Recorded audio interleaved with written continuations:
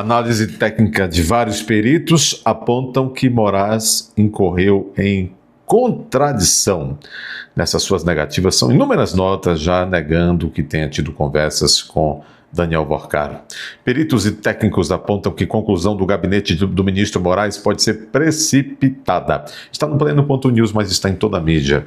Precipitação. Estaria a Polícia Federal e a própria Malu Gaspar do jornal o Globo forçando uma precipitação do ministro?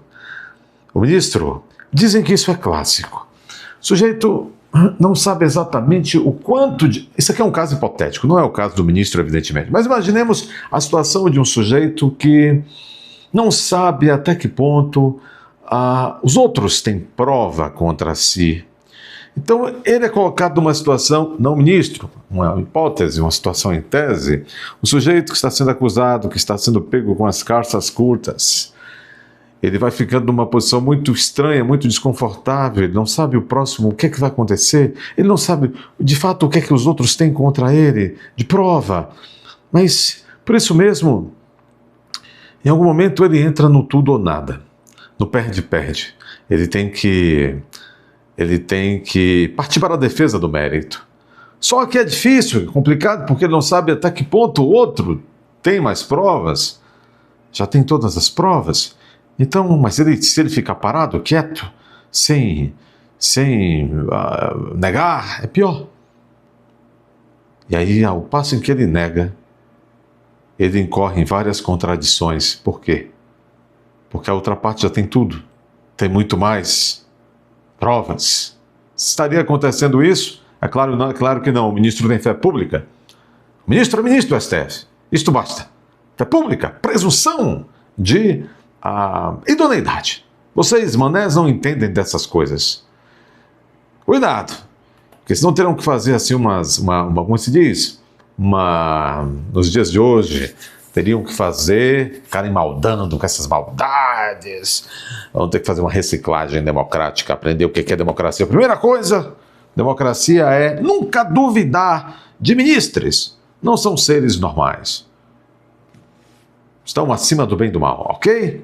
Aprendam isso. Peritos e técnicos ouvidos pelo jornal Folha de São Paulo afirmaram que a explicação apresentada pelo gabinete do ministro Moraes, naquela penúltima nota, não é suficiente para afastar a hipótese de que mensagens encontradas no celular do banqueiro Daniel Worcaro tenham sido enviadas a Alexandre de Moraes e respondidas por Alexandre de Moraes. A manifestação do gabinete do ministro foi divulgada nesta sexta-feira.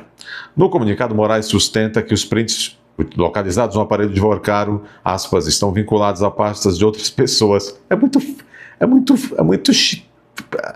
muito ruinzinha essa tese de defesa, né? Da lista estariam vinculadas a pastas de outras pessoas da lista de contatos do banqueiro e não constam como direcionadas a ele, o ministro. Diz lá a nota que devia ser assinada pelo Moraes, mas está em nome do STF, que horror. A mensagem e o respectivo contato estão na mesma pasta do computador de quem fez os prints, diz Moraes.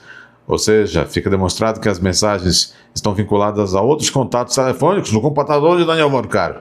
Jamais ao do ministro Alexandre de Moraes. Jamais é quando nós defensores estamos assim babatando, tentando falar alguma coisa, mas para ganhar um pouco de tempo para dizermos outras coisas.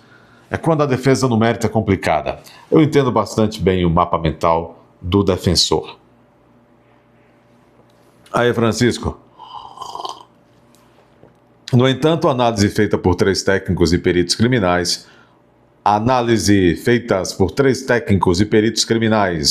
ouvidos pela Folha de São Paulo, aponta que essa conclusão, emitida na nota do Moraes, pode ser precipitada.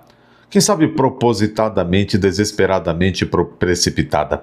De acordo com os especialistas, a maneira como os arquivos aparecem organizados após uma extração forense de dados não permite identificar automaticamente quem recebeu determinado conteúdo. Entendeu, Moraes? Os investigadores suspeitam que Worcaro tenha utilizado um procedimento específico para enviar mensagens. Ele escrevia textos no bloco de notas do celular, fazia capturas, parece que Moraes também, fazia capturas de tela dessas anotações e encaminhava as mensagens pelo WhatsApp usando o recurso de visualização única, no qual o conteúdo desaparece depois de aberto. O brasileiro já aprendeu a fazer esse troço, né? O brasileiro aprende essas coisas. Ó, o que é ruim, o brasileiro aprende rápido, hein? Artimanha, o brasileiro aprende rápido. A hipótese de comunicação com Moraes ganhou força após a reportagem da jornalista Malu Gaspar indicar que os horários em que essas notas foram registradas coincidem com os momentos em que teriam sido enviadas mensagens ao ministro Moraes. Segundo a publicação, 9 mensagens foram trocadas ao longo do dia 17 de novembro, dia em que Vorcaro foi preso, primeira prisão, agora está em segunda prisão. As mensagens foram trocadas entre 7 e 19 da manhã e 20 horas e 48 minutos, data em que Vorcaro acabou preso pela PF enquanto tentava fugir para Dubai. Os peritos explicam que aplicativos como WhatsApp armazenam informações em diferentes conjuntos de dados, isso é verdade. Um dedicado a mídias compartilhadas, outro aos contatos e outro a fotos de perfil, por exemplo. Quando esses conteúdos são extraídos para análise com ferramentas de investigação, com o software Celebrate,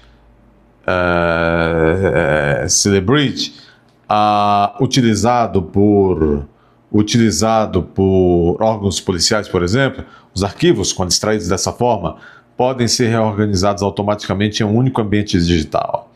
Esse processo pode reunir documentos sem relação direta, apenas por critérios técnicos, mas dessa forma, aí que Moraes diz, está vendo? Como eles estão organizados assim? Não sou eu, eram outros, tem outros aí do ladinho. No caso dos dados analisados pela CPI do INSS, os arquivos foram indexados com base no MD5, um sistema que cria códigos únicos para identificar cada documento.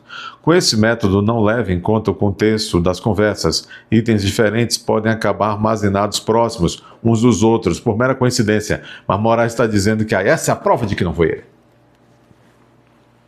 Um exemplo citado na reportagem mostra que contatos do senador Carlos Viana e de João Dória Neto aparecem na mesma pasta apenas porque seus arquivos possuem iniciais semelhantes na codificação, o que não indica qualquer ligação entre eles. Segundo os especialistas, a identificação de quem recebeu uma mensagem depende principalmente de informações guardadas nos bancos de dados internos do WhatsApp, que registram o chat específico, o número ou identificador do usuário e o momento exato do envio. Esses registros, atentem-se bem, permitem relacionar um arquivo a uma conversa específica. No caso das imagens encontradas no celular de Vorcaro, investigadores conseguiram relacionar o horário em que as capturas de tela foram feitas com os momentos em que mensagens foram enviadas no aplicativo. Para quem? Para aquele. De acordo com o jornal O Globo, a Polícia Federal utilizou um programa capaz de visualizar simultaneamente as mensagens e os arquivos enviados, o que pode permitir recuperar registros. Tá ok? Mesmo quando foram transmitidos com visualização única, acabou! Vem aí o baita relatório! Acabou!